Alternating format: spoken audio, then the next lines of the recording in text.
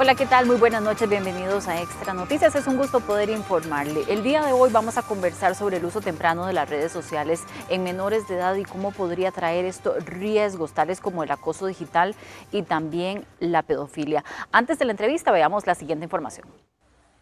La mente de los menores no está preparada para recibir toda la información en las plataformas digitales, según concluyeron expertos de la Universidad Estatal a Distancia.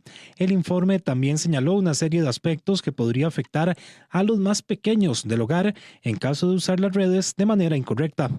Porque la identidad de los niños se forma principalmente a través del juego, el contacto directo con otras personas, esa experiencia directa con el entorno y no con la aprobación en un mundo digital. Y es durante la niñez que a través de esta exposición directa se encuentra en proceso el desarrollo de habilidades como la tolerancia a la frustración, el autocontrol, el pensamiento crítico, el manejo de las emociones. El estudio también reveló algunos consejos para padres de familia y personas encargadas de la población infantil. Dentro de las recomendaciones destacan el acompañamiento activo de adultos en redes sociales y la prevención de riesgos específicos.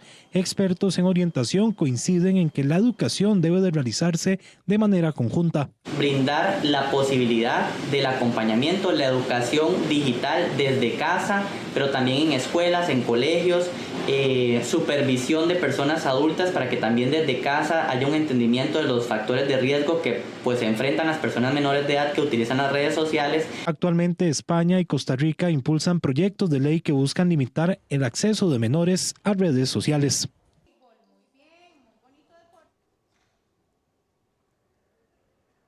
Bueno, y precisamente para ampliar más sobre este tema se encuentra con nosotros en esta mesa de análisis Marianela Viales, quien es psicóloga de la UNED, y además esta institución realizó un análisis sobre este tema. ¿Cuál es el impacto que tiene, la relación que tienen los menores de edad cuando entran en contacto con las redes sociales? Marianela, muy buenas noches, muchas gracias por acompañarnos. Buenas noches, gracias a usted por este espacio. Marianela, bueno, Bueno, estábamos revisando también información acerca de este análisis que hacían ustedes en la UNED y cuál es principalmente ese riesgo.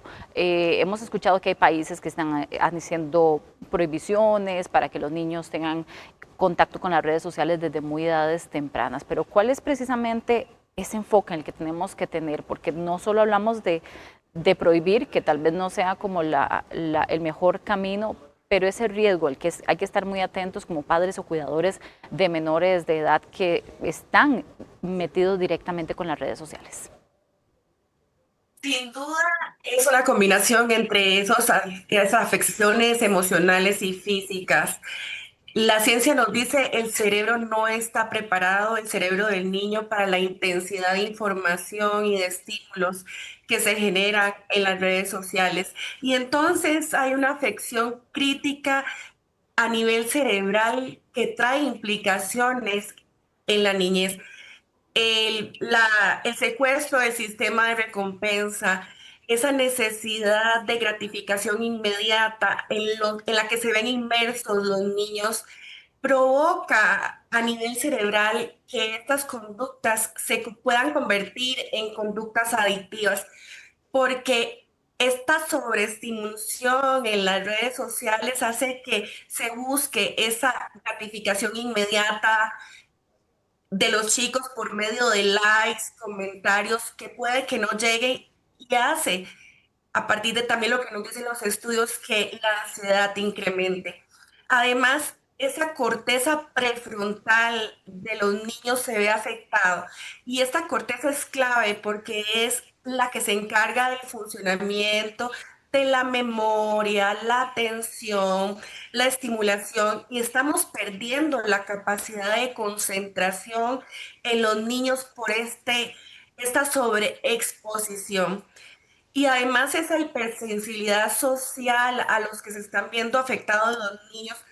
¿Por qué? Porque en esa búsqueda de aceptación que es propia de una preadolescencia, adolescencia, se vuelve esto exagerado, y esta necesidad incrementa en ellos esa ansiedad, esa angustia. Y riesgos a nivel de ese bienestar integral que necesitamos promover a nivel físico, a nivel emocional y a nivel cognitivo.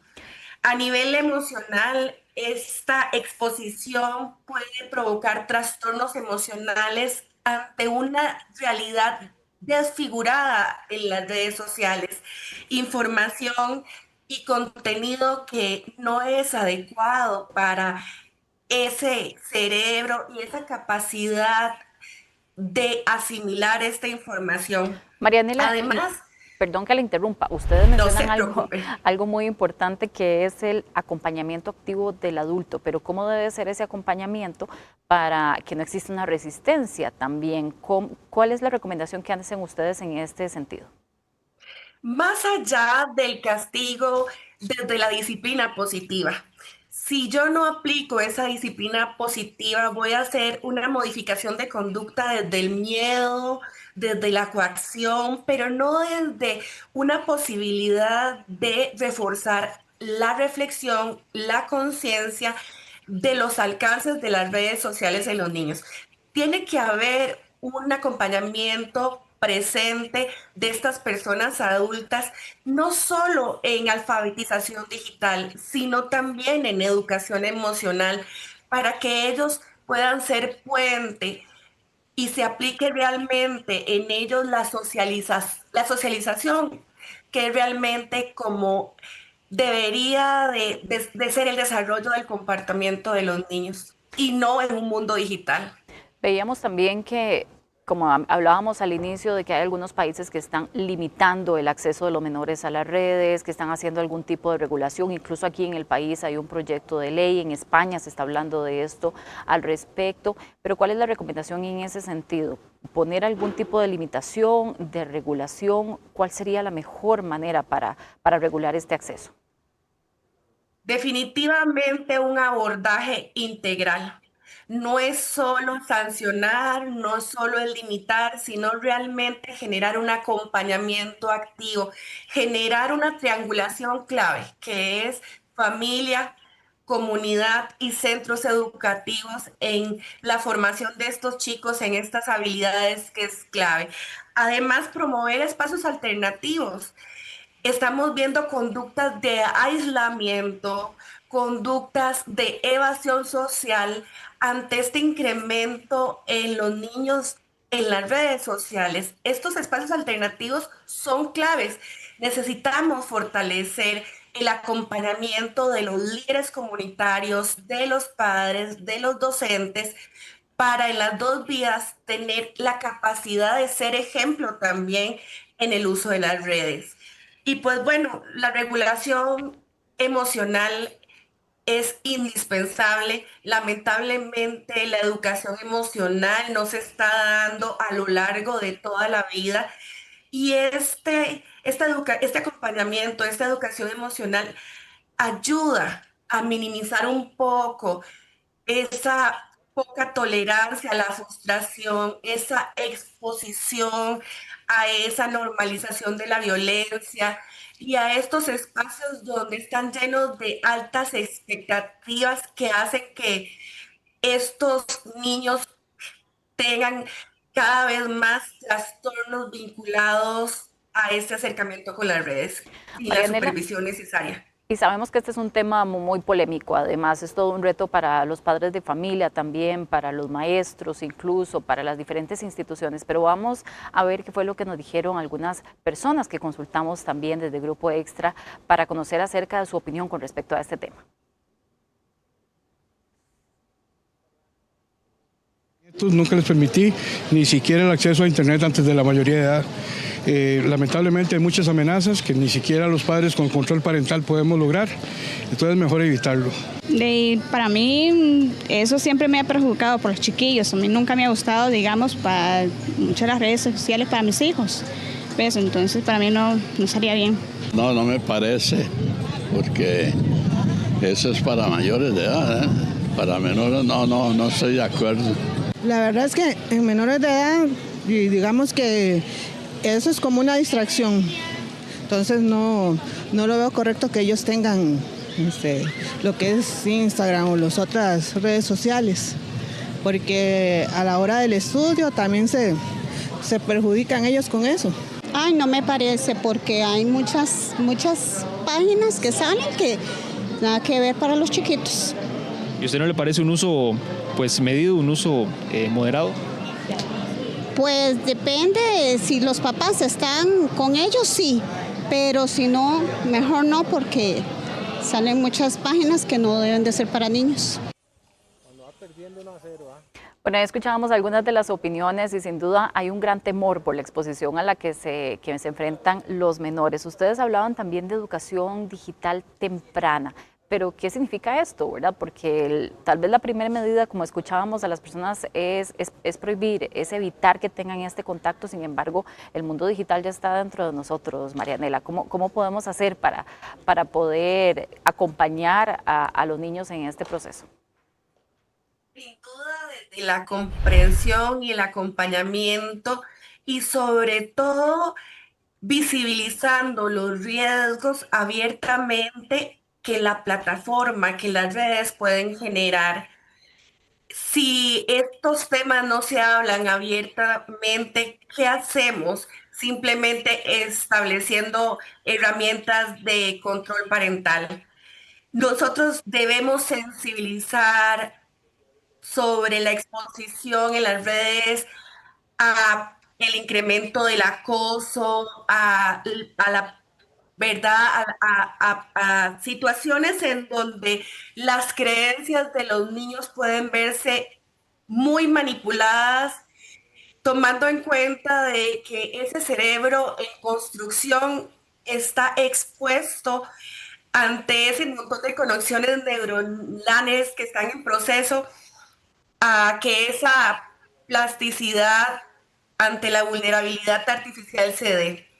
Yo no puedo dejar de acompañar sin exponer claramente los riesgos, porque los niños ven estos ingresos como un juego. Ellos no tienen la capacidad de análisis crítico que puede tener una persona adulta para discriminar en la información a la que se está viendo expuesto. Marianela, ¿y hay alguna edad en la que definitivamente se recomienda del todo evitar el ingreso y este contacto con las redes sociales? Y ya tal vez a una edad un poco, qué sé yo, 14, 13 años ya puedo tener un poco más de acceso. ¿Cómo lo visualizan ustedes de esta manera, verdad? Porque hablamos de menores, pero sin duda no es lo mismo niñitos en edad escolar, por ejemplo, que ya adolescentes, que definitivamente tienen más contacto y son parte de su socialización. Los estudios de neurodesarrollo y neurociencia nos dicen que menos de 13 años no deberían estar expuestos a las redes sociales. Y en Costa Rica podemos decir que la edad aproximada en la que un niño tiene su celular son los 9 años. Así que más allá de que este celular sea una vía para que ese niño se mantenga entretenido, que es muchas veces lo más fácil para los padres cuando también hay tanto exceso de responsabilidades, un mundo tan acelerado, necesito presencia. Pero antes de los 13 años no es recomendable. También consultamos con algunas otras expertas para tener su criterio acerca de este tema. Vamos a escucharla y continuamos hablando con Marianela. Más allá de prohibir las herramientas tecnológicas, en este caso, por ejemplo, las redes sociales, debemos preocuparnos porque personas adultas y también los chicos y las chicas tengan una formación adecuada desde edades tempranas, acorde con tiempos adecuados según su nivel de desarrollo, para aprender a utilizar diferentes recursos y tecnologías, entre estos las redes sociales. ¿Por qué? Al final, las tecnologías han demostrado que tienen capacidad enorme de mejorar nuestras vidas. Gracias a las redes sociales, muchas personas han visto crecer sus negocios, pueden aprender, conectar e incluso desarrollar iniciativas que han transformado en muchas condiciones el mundo en que vivimos.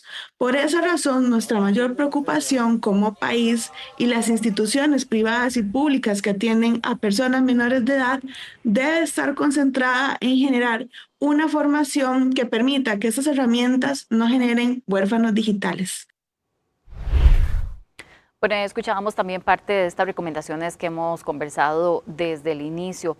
También hay riesgos mucho mayores, ya cuando hay, por ejemplo, contenidos violentos, sexualizados. ¿Cuáles son esos otros riesgos también, además de los que ya comentábamos, que incluso son delitos en los que se pueden ver involucrados los menores que están en redes sociales, Marianela?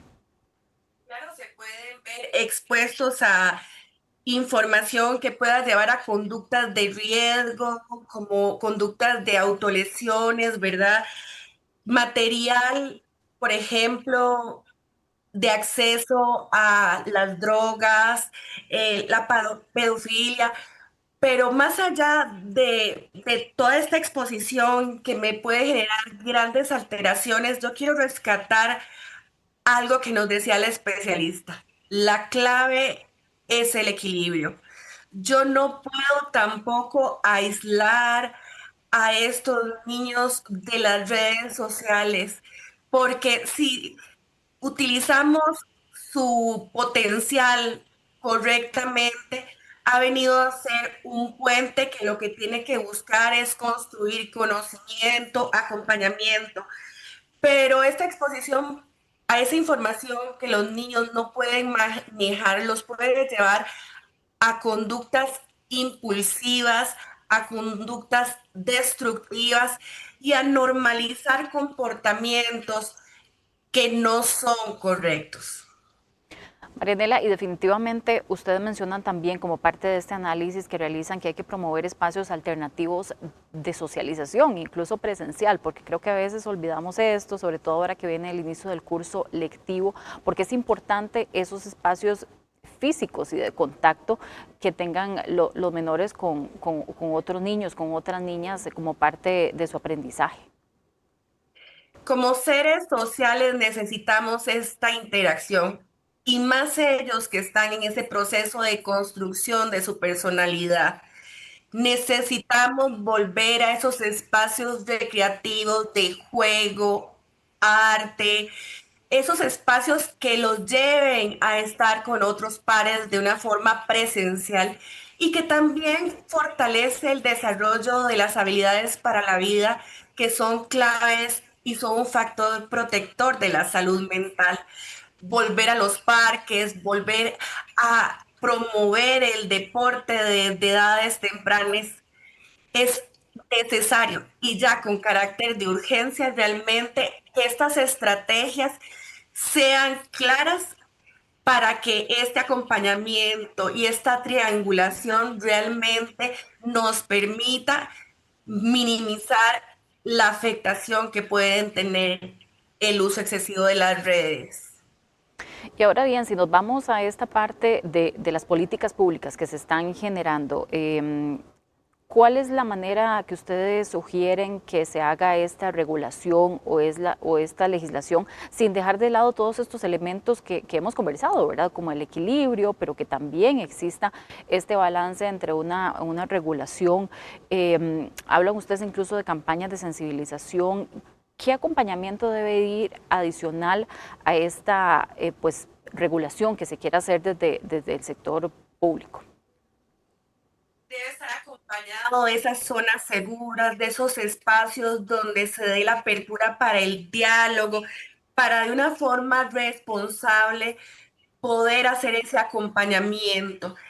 Y como lo decía al principio, es clave la formación en todos los actores inmersos en este proceso de construcción de personalidad, incluir estos programas a nivel escolar y comunitario instaurados es algo que no puede dejarse de lado si se hace una aprobación de una política de este tipo, porque más allá de solo sancionar y evitar el acceso es hacer esta limitación con el acompañamiento adecuado.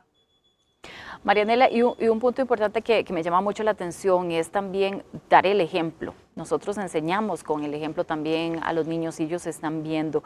¿Qué recomiendan ustedes? Porque incluso en el manejo del tiempo, el manejo del celular, el manejo de las pantallas, ¿cómo somos los primeros en enseñar a los menores esta relación de lo que nosotros como adultos hacemos? Debemos establecer límites. Los padres deben de perder el miedo a esa regulación, a ese proceso de formación al que están llamados, esos límites, ese equilibrio, ese manejo del tiempo.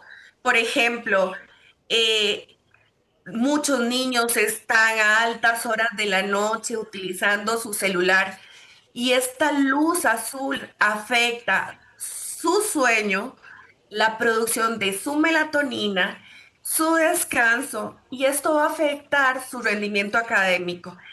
Es necesario que los padres pongan los límites claros, esa regulación en el tiempo del uso de los dispositivos para que se vuelva una conducta instaurada en el tiempo y ser ejemplo. Porque las redes sociales en este momento están bombardeados de violencia, de contenido lleno de agresividad. Y si nosotros como adultos lo normalizamos y lo reforzamos, tan culpable es el que lo hace como el que lo permite. Marianela, y finalmente, su comentario final, una recomendación, justamente ahora también que está por iniciar el curso lectivo, muchos centros privados también ya iniciaron y las relaciones con las redes sociales son parte activa también de la socialización. ¿Cuál es esa recomendación para tratar de englobar lo que hemos conversado anteriormente? Hacer nuevamente el llamado al equilibrio, al acompañamiento, a evitar esa sobreexposición que me lleva a que ese sistema nervioso de los niños esté constantemente en un estado de alerta, de desgaste, en un momento en donde esa energía debe ser administrada para otras cosas en los niños.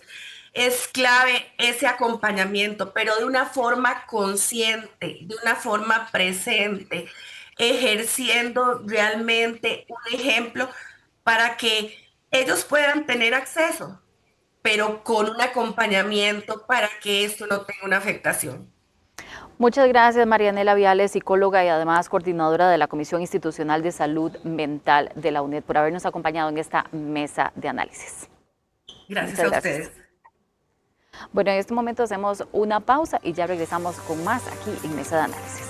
Bueno, y siempre en el ámbito educativo, los rezagos persistentes en los aprendizajes, las debilidades en la infraestructura, las tensiones en la convivencia y las condiciones laborales de los docentes son algunos de los retos que tendrá el curso lectivo 2026. Así lo dio a conocer un grupo de expertos de la Universidad Nacional, quienes también aseguraron que estos factores afectan la salud mental de las comunidades educativas. El señalamiento se produce luego de que Costa Rica cerrara el 2025 con múltiples problemas estructurales en el sistema educativo. Podría incidir en cómo nos estamos comportando dentro del aula, en nuestra apariencia, pero si queremos mejorarle el rezago, tenemos que trabajar en otras cosas, en esos programas de nivelación, no solamente en lectura, escritura, en matemáticas, en cómo leemos las noticias. Y los adultos mayores en pobreza y pobreza extrema serán exonerados de los impuestos municipales a partir de este mes. El trámite debe realizarse cada febrero para mantener el beneficio. Además, quienes ya realizaron un proceso de condonación de deudas también deben realizar este trámite de exención. Esto aplica para la Municipalidad de San José. Para eso tiene que acercarse acá a la municipalidad y estar debidamente bajo las condiciones de adulto mayor, pobreza extrema y pobreza, presentarse acá, evidentemente estar registrado en el Sistema Nacional de Registro Único de Beneficiarios del Estado, SINERUVE, y con eso no cancelaría el monto correspondiente a los servicios urbanos durante el año 26. Bueno, y vamos a ver imágenes de cómo es que se veía este lunes la ruta 10 camino a Turrialba con muchos vehículos transitando tras el cierre de la ruta 32. Este es un camino alterno para las personas que necesitan llegar al Caribe. La ruta 32, recordemos que cumple hoy 4 días cerrada tras los derrumbes ocurridos en la zona. Y además así lucía la ruta 32 también luego de los derrumbes que se reportaron en estas últimas horas, tal y como comentábamos. La carretera cumple ya los 4 días cerrada tras esta caída de material y las condiciones climáticas en la zona hacen que el material vuelva a caer o caiga de nuevo a sitios, lo que hace imposible la apertura.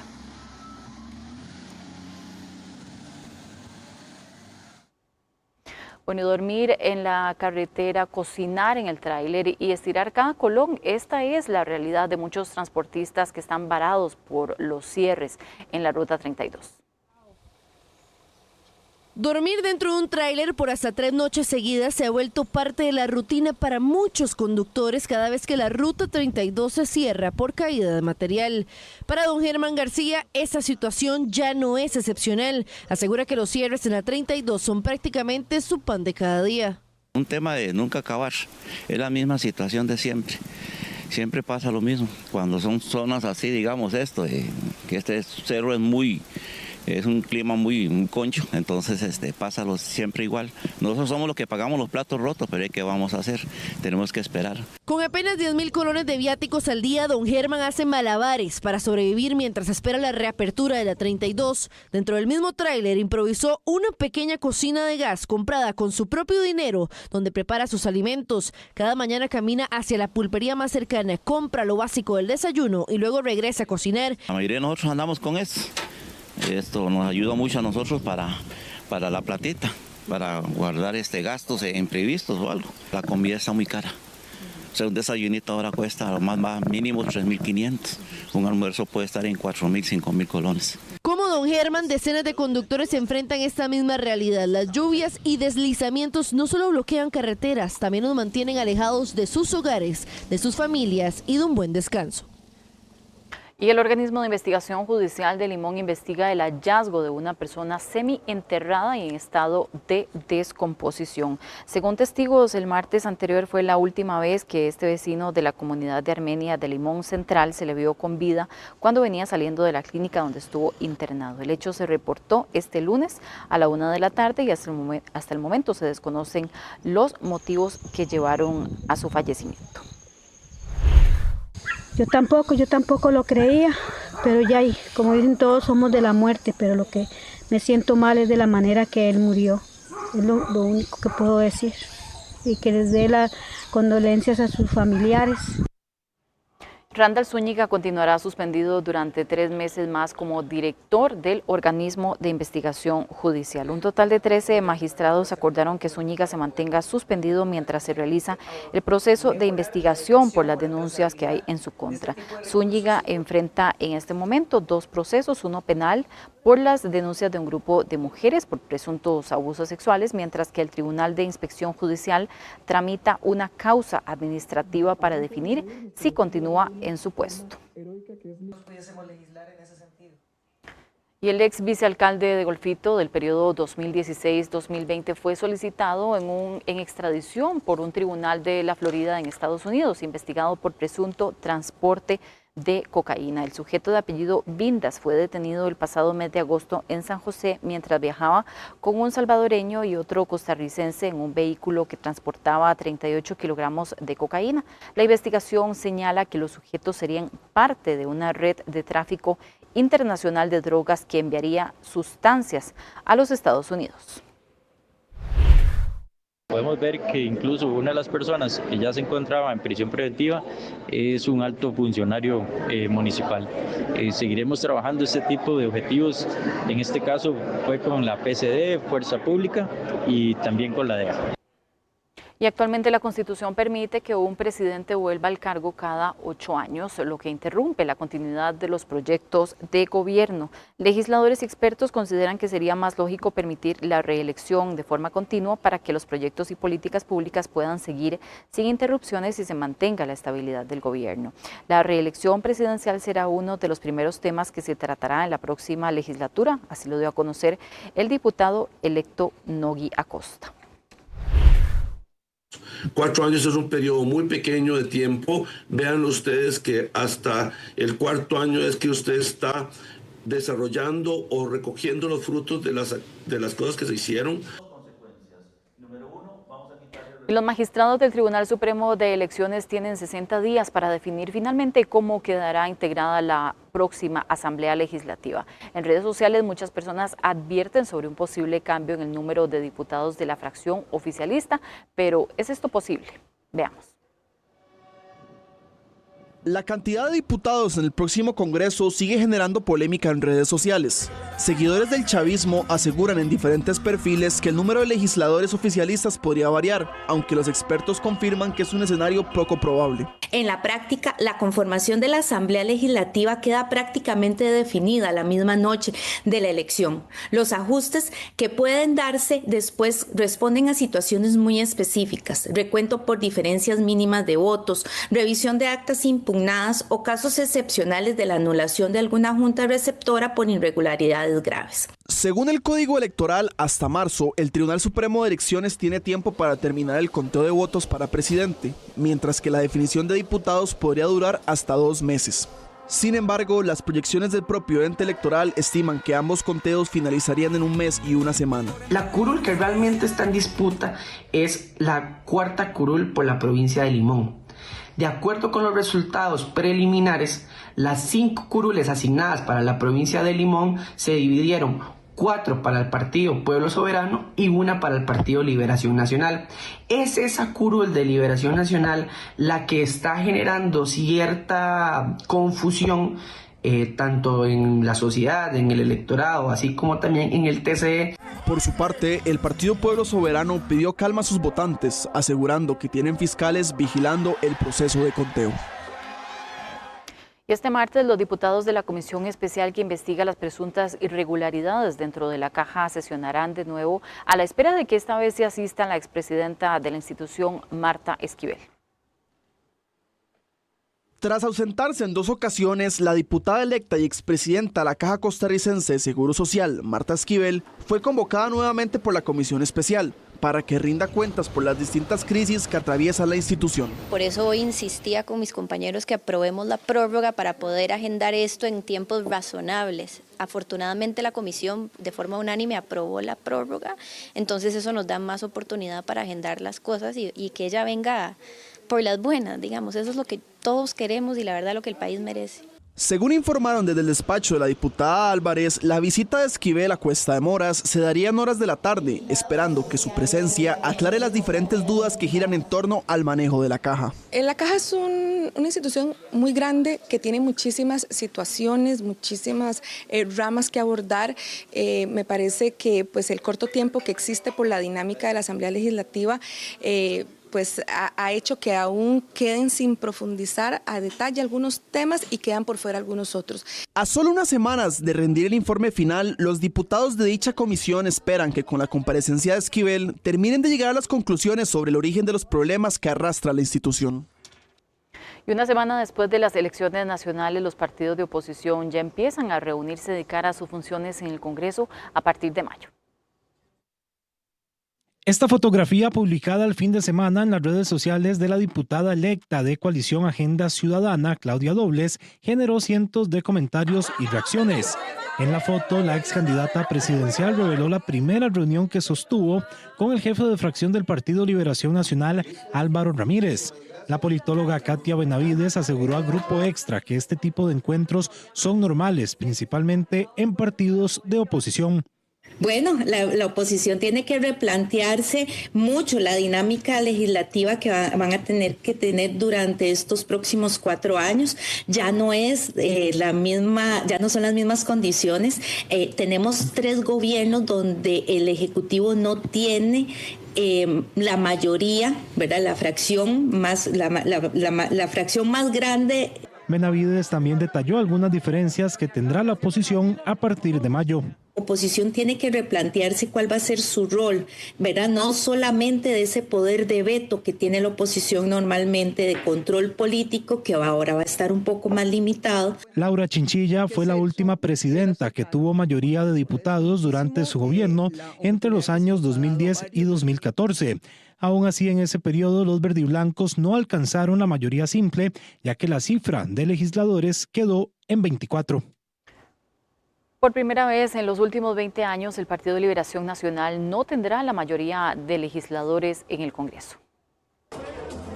La última vez que la agrupación verdiblanca no contó con la mayoría de legisladores fue en el periodo 2002-2006 bajo la presidencia de Abel Pacheco. En aquel momento los liberacionistas tuvieron 17 curules, mientras que la bancada oficialista, la Unidad Social Cristiana, contó con 19 diputados.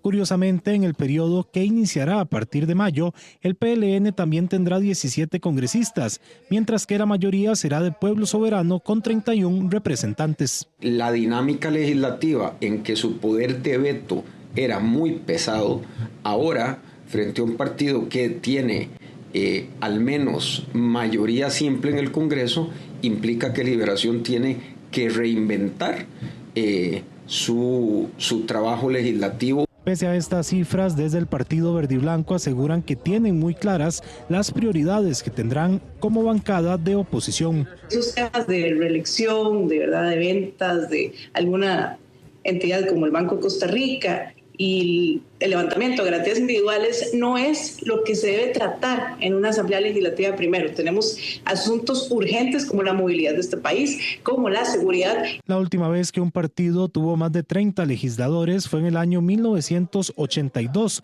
bajo la presidencia de Rodrigo Carazo. En aquel entonces, la bancada del PLN tuvo 33 diputados, 2 más que los 31 que tendría el Partido Pueblo Soberano a partir del 1 de mayo.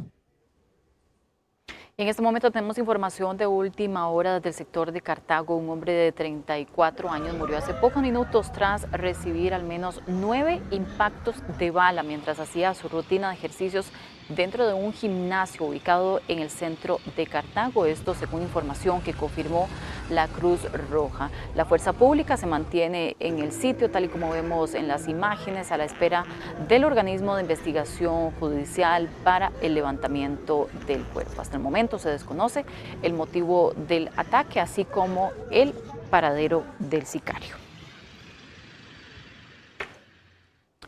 Y con el cierre del 2025, el país perdió más de 2.800 concesiones de taxi, poco más de una cuarta parte del total de automóviles disponibles. Esto según el Consejo de Transporte Público. Con el cierre de la renovación de permisos, solo un 74% de las unidades realizaron el procedimiento. Gilbert Ureña, representante del sector, explicó que esto se debe a los altos costos estatales como al aseguramiento ante la Caja Costarricense del Seguro Social. Han sido devueltas por taxistas que al trabajar en estados ruinosos donde se hacen solo 15, 20 mil, 25 mil colones por día, prefirieron no seguir trabajando con el taxi. Y mucha atención, conductores, porque por trabajos en los puentes sobre los ríos Tárcoles y Pacuar en Pérez Celedón habrá restricciones y también pasos regulados en los próximos días. Por los trabajos del nuevo puente sobre el río Pacuar en la ruta 243 entre Dominical y San Isidro del General, solo podrán pasar carros livianos. La medida rige de las 6 de la mañana a las 6 de la tarde a partir de este lunes y por un mes. Los vehículos pesados deberán usar la Costanera Sur o la Interamericana Sur. En el puente sobre el río Tárcoles también habrá cambios. Del 23 de febrero al 27 de marzo el paso será regulado por un solo carril. Durante Semana Santa, del 28 de marzo al 5 de abril, ambos carriles estarán abiertos para facilitar el tránsito. Además, entre el 15 de marzo y el 20 de abril podrían darse cierres nocturnos de 9 de la noche a 5 de la mañana. El paso peatonal será únicamente para traslados necesarios. Y el exceso de velocidad fue la principal causa de muerte por accidentes de tránsito en enero de este año, según informó el Ministerio de Obras Públicas y Transportes. De los 59 fallecidos en carretera, 20 se dieron por sobrepasar el límite de velocidad permitido. La invasión del carril contrario sumó 12 víctimas mortales y del total de víctimas, 32 viajaban en motocicleta. El número de muertes en enero de este año fue superior al mismo del año pasado. Y en promedio, 11 rutas de autobús abandonan el servicio en las comunidades, principalmente en las zonas rurales. Pese a que es un derecho de los costarricenses, un total de 105 comunidades se han visto afectadas por la falta de transporte público de buses en la última década. Así lo demuestran los datos del Consejo de Transporte Público, donde se señala que 55 rutas se encuentran en aparente abandono, 38 en estado de abandono y un total de 12 han sido canceladas, lo cual, según las autoridades, afecta principalmente a las zonas más alejadas del país. De manera que el 90% de estas rutas están en zona rural y corresponden a empresas micro, es decir, de 5 unidades o menos. El estudio abarcó la mayor parte de las comunidades afectadas por la falta de servicio y más de 3.000 usuarios de transporte. Silvia Bolaños, presidenta de la Cámara Nacional de Transportes, comentó que esta situación requiere de medidas urgentes a nivel nacional. La provincia de Limón, donde prácticamente el 48% de los servicios que se brindan son servicios brindados por informales. Esta no es una respuesta a la falta de transporte público. Lamentablemente esta es la causa que muchas comunidades hoy no tengan servicio de transporte público. Las autoridades aseguran que se encuentran trabajando en medidas para aliviar la carga del sector. Un total de 747 aspirantes participaron en la primera convocatoria del examen de conocimientos médicos de Costa Rica. La prueba es parte del requisito para incorporarse al Colegio de Médicos y Cirujanos y así ejercer la medicina en el país.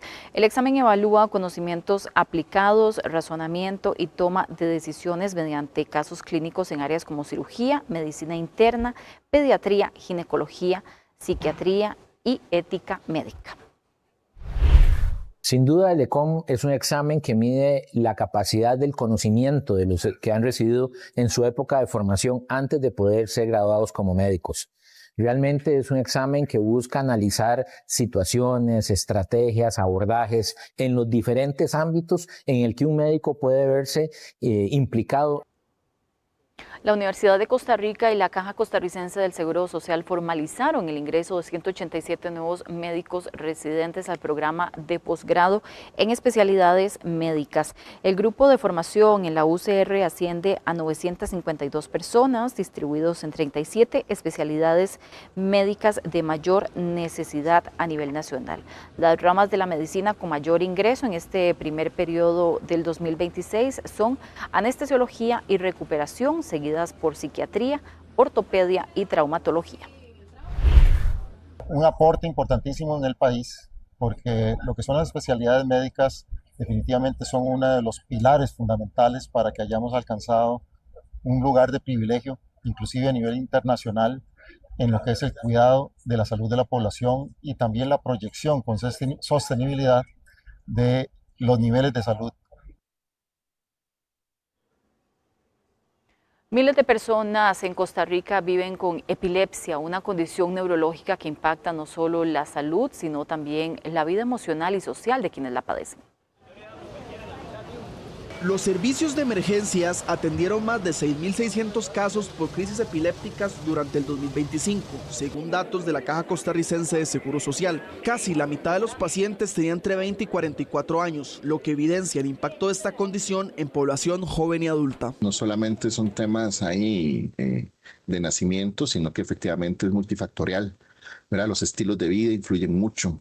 ¿Verdad? Personas que incluso se exponen en situaciones de riesgo como consumo de sustancias, ¿verdad? Que eso quizás sea uno de los posibles indicadores, ¿verdad? Habría que hacer ya un estudio mucho más detallado de cómo esta situación va en aumento, ¿verdad?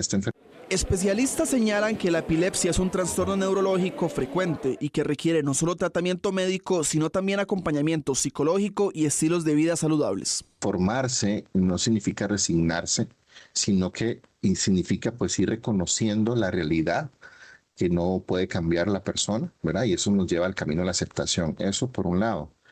En segundo, poder tener espacios de expresión emocional. Dormir bien, manejar el estrés y contar con redes de apoyo son claves para mejorar la calidad de vida de quienes viven con epilepsia. Informarse y saber cómo actuar puede marcar la diferencia. Hacemos una pausa y cuando regresemos, más de 800 órdenes sanitarias podrían complicar el inicio del curso lectivo 2026 en los centros educativos. Más de 800 órdenes sanitarias podrían complicar el inicio del curso lectivo 2026 en centros educativos. En 2 semanas, más de 5.000 centros educativos estarán habilitados para el inicio oficial del curso lectivo. Sin embargo, este arranque podría darse bajo la amenaza de más de 800 órdenes sanitarias vigentes en distintas instituciones. Se mantiene el número de las 872 órdenes sanitarias, de esas efectivamente 101 son categoría roja, el 12% del total. En específico, estas 100 categorías rojas tienen un proceso asociado. Algunos centros educativos enfrentan problemáticas como fallas eléctricas, pupitres en mal estado y aulas deterioradas, situaciones que podrían afectar la concentración del estudiantado. Según el Ministerio de Educación Pública, ya se trabaja en la atención de estas problemáticas. Para este año se tiene presupuestado un monto total de 29.000 millones de colones, lo cual está destinado para la atención de la infraestructura educativa del país. Muchos de esos proyectos que se van a gestionar con estos recursos corresponden a casos con órdenes sanitarias. En ese sentido, exautoridades de la cartera califican como preocupante que este inicio de clases se dé de esta manera. Todo eso afecta la motivación del estudiante y hace que nuestros niños y nuestros jóvenes prefieran estar fuera del sistema educativo como tal. Actualmente se registran 872 órdenes sanitarias en centros educativos. De estas, 101 están en categoría roja, lo que implica un cierre total, y casi 400 instituciones con advertencias sanitarias no cuentan con un proyecto asociado para su atención. A poco más de 3 meses de que finalice la actual administración, el Ministerio asegura que la meta institucional es reducir estas órdenes sanitarias en un 75%, lo que significaría cerrar el periodo al 8 de mayo con solo 219 órdenes sanitarias vigentes. La empresa Faber-Castell acusó al gobierno de Costa Rica de hacer un uso indebido de su antigua fábrica donada con fines humanitarios. Las instalaciones fueron utilizadas como centro de atención temporal para migrantes que recibió personas deportadas desde Estados Unidos. Una decisión que a criterio de la empresa contradice lo establecido en el contrato de donación. La compañía señaló que la propiedad debía ser utilizada exclusivamente como refugio humanitario para migrantes sin posibilidad de cambiar su propósito original.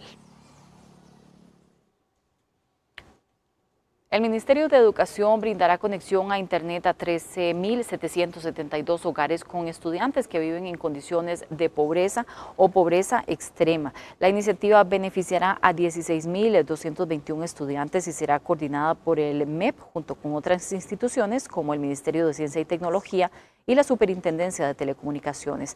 8 de cada 10 hogares beneficiados están en pobreza extrema y en su mayoría se ubican en Punta Arenas, Limón, Guanacaste y Alajuela, aunque también habrá favorecidos en Cartago, Heredia y San José. Los datos son claros. La gran mayoría de los hogares priorizados está en pobreza extrema y se ubican en provincias fuera del Valle Central, donde la conectividad puede marcar una diferencia real. La meta es que este apoyo tenga un alcance sostenido que beneficie a las familias y que se traduzca en mejores oportunidades educativas. Y este 2026 la inteligencia artificial tendrá más presencia en las aulas. El Ministerio de Educación Pública anunció la incorporación de una guía para el uso adecuado de esta tecnología en los centros educativos. La guía promueve el uso ético y responsable de la inteligencia artificial y pretende mejorar la planificación docente en las clases de todas las asignaturas. La iniciativa surge del trabajo conjunto entre el Ministerio de Educación, el Sistema de Naciones Unidas y la ULACID a partir de los resultados de la encuesta internacional sobre enseñanza y aprendizaje conocida como TALIS. Para crear un lineamiento de cómo orientar al docente al mejor uso de la inteligencia artificial como una herramienta no solo para acelerar los aprendizajes, sino como una herramienta para la planificación del docente, que estamos totalmente seguros que así como hoy en día nosotros utilizamos la inteligencia artificial y nos facilita muchas tareas, muchos procesos, para el docente no va a ser la excepción. Si usted desea fortalecer sus habilidades personales, tecnológicas o laborales, podrá acceder a cursos gratuitos que ofrecerá la Universidad San Marcos. La formación tiene el objetivo de apoyar la empleabilidad, el emprendimiento y la inclusión digital con capacitaciones prácticas, accesibles y orientadas a necesidades reales. Las capacitaciones se desarrollarán tanto en modalidad presencial como virtual. Para inscribirse en los cursos gratuitos, las personas interesadas pueden buscar en el navegador San Marcos en las comunidades y acceder al primer enlace disponible. Está dividido en 5 pilares: educación, emprendimiento, habilidades blandas, tecnología, banca y finanzas. Estos cursos los puedes encontrar en nuestra página web para que puedas inscribirte y participar de ellos. Recuerda que son gratuitos.